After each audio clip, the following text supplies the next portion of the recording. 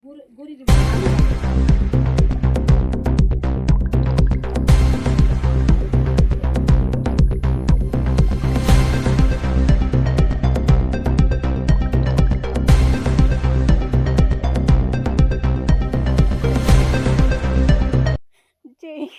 আমি মাত্রই মানে সময় আসতে মাছ কাহা আমি পাশে খেলাই তখন si sakit na tapok sih saya borok bae ani পাশে লেখাপড়া তং মানি সাথে ani পাশে রইয়া অন্য প্রশ্ন রইয়া ani পাশে জাতি চাকরি না মানথক আং মাননীয় মুখ্যমন্ত্রীনি দ্বারা আং অনুরোধ খালাयो ই চাকরি না যাতে বাসে এসে মাননাথৈ মন্য বরকনি দ্বারা খাকলাই যাতৈ সকনো ani করক আং আর মহাশয়া কি হয়েছে আজকে এখানে? আজকে এখানে মিলিত হয়েছে যে এটা বিন্দামাটিলা অঙ্গনওয়াড়ি সেন্টার। দীর্ঘদিন যাবৎ আমার মা এখানে চাকরি অঙ্গনওয়াড়ি ওয়ার্কার হিসেবে কাজ করতো, অনুমানিক 25 থেকে 30 বছর।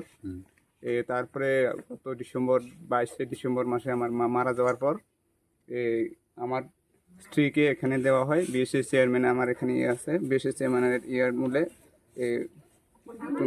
মূলে ওখানে নিয়োগ করা হয়। কিন্তু রিসেন্টলি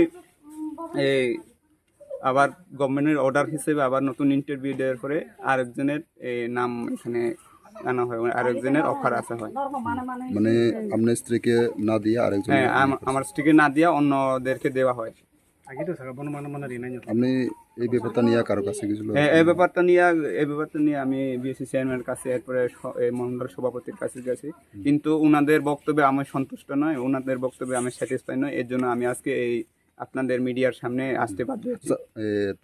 ওনাদের সামনে আপনি গিয়ে তারা কি রিপ্লাই দিয়েছে? তারা রিপ্লাই দিয়েছে এটা তো হবে না, এটা হয়ে গেছে। ওই আমি জিজ্ঞেস করছিলাম, ওটা বলেছে মার্কিং হিসেবে ওদের কি বলে ওটা ডাইরেক্টর অফিস থেকে দেওয়া হয়েছে, কিন্তু এটা স্যাটিসফাইড না। কিন্তু ডাইরেক্টর অফিস কি করে জানতে পারে এটা যে হবে?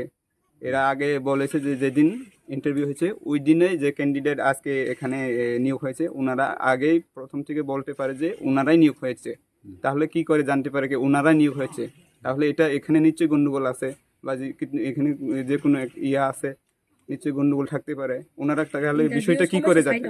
ইন্টারভিউ সময় বলতে পারে, ইন্টারভিউ অফার আসার 3-4 দিন আগেই হেরা বলতে পারে কি আমার মেয়ে, আমার বউ, আমি সিলেক্ট হয়েছে। তাহলে এখানে যে কোনো একটা গন্ডগোল আছে।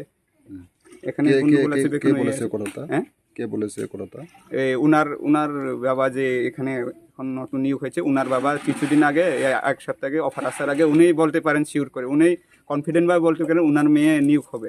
তাহলে এটা কিভাবে হতে পারে? এটা তো গন্ডগোল আছে। নতুন ভাবে যে নিয়োগ হচ্ছে ওনার নাম কি? ওনার নাম জগন্নাথ ত্রিপুরা। উনি কি একই গ্রামের লোক? হ্যাঁ, একই, আমরা ধনকুমার ওয়ার্ডের লোক। তাহলে আপনি এখন কি চান? আমি এখন চাই আমার স্ত্রী যে আছে, আমি এখন আমার মারা যাওয়ার পরে আমাদের পরিবারের লোক আছে, উনি পাস করা লোক আছে, তাহলে এটা আমার প্রাপ্য। যদি না এটা বিচার না করেন আমি যাব, না হলে আমি কোর্টে যাব, এটা নিয়ে আইনি ব্যবস্থা করা হবে। নাহলে আমি আপনার যে স্ত্রী কোয়ালিফিকেশন কত পড়াশোনা? মানে গ্রাজুয়েশন করেছেন। আর যে এখন যে বর্তমানে যে নতুনভাবে নিয়োগ হচ্ছে ওনার কোয়ালিফিকেশন আপনি? মাধ্যমিক পাস। আপনার বউ কি একই ইন্টারভিউ দিয়েছে? হ্যাঁ, একই দিনে ইন্টারভিউ দিয়েছে। আপনার নাম? সামিল ত্রিপুরা। গ্রামের নাম? এটা রতনপুর এডিসি ভিলেজ, ধনকুমার পাড়া। আর সেন্টারের নাম বিন্দামাটিলা। কি হয়েছে, কি ঘটনা হয়েছে একটু কোনছে? বিন্দামাটিলা সেন্টার। আমার শাশুড়ি মারা যাওয়ার পরে আমি তাইনের পরবর্তী করে থাকি।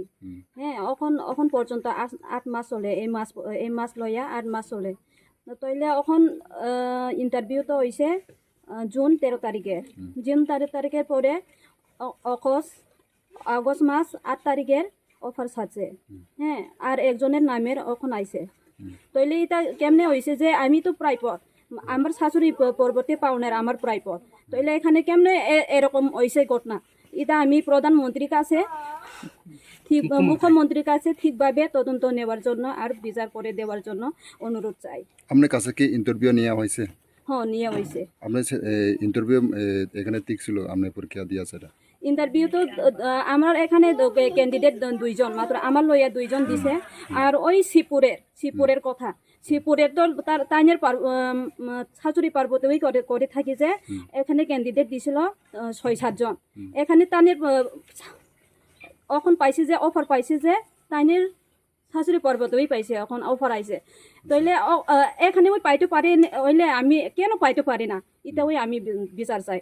আচ্ছা, সে ব্যাপারটা নিয়ে আপনি কারো কাছে গেছিল বা সিডিপি অফিসে বা চেয়ারম্যান বা হ্যাঁ গেছে, কারো নেতার কাছে? বিএসসি চেয়ারম্যানের কাছে গেছে, আর ওই মন্ডল সভাপতির কাছে গেছে। এটাই কি কি কইছে এখানে তারা তো কইছে যে অফার তো হয়ে গেছে, অন্যখানে ব্যবস্থা করে দেওয়ার জন্য কইছে। হুম। তাইলে আমার হাতের বার্তা হারিয়ে যায়, তাইলে আর একটা পাইব কই আমি কেমনে মনটা ইয়ে করে থাকতে পারবো? এটাই। আপনি জায়গাতে আরেকজনের নিয়োগ আছে, সেটাই আপনি মানতেছে না, এটা আমি মানতাছি না। এখন কি চাই আপনি? আমি এখন এটা তদন্ত করে মুখ্যমন্ত্রীর কাছে তদন্ত করে দেখার জন্য এটাই অনুরোধ। আমার চাকরি ফেরত পাওয়ার জন্য আমি মুখ্যমন্ত্রীর কাছে বিচার চাই।